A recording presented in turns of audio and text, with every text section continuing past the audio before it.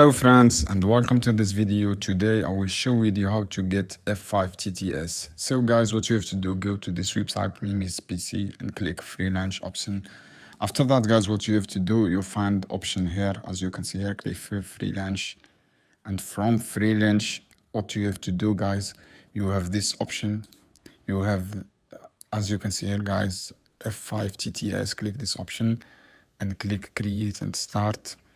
And from here guys, you find upload your audio from your PC, and here write your text to generate. As you can see here, this is F5-TTS, and after that choose TTS model F5-TTS or 80. Click this F5 and click increase, and you would, as you can see here, the processing operation on processing. So guys, this is how you can do. I hope this video helpful for you. Then don't forget subscribe and like and share this video for more content, and see you on another video soon. Keep watching guys.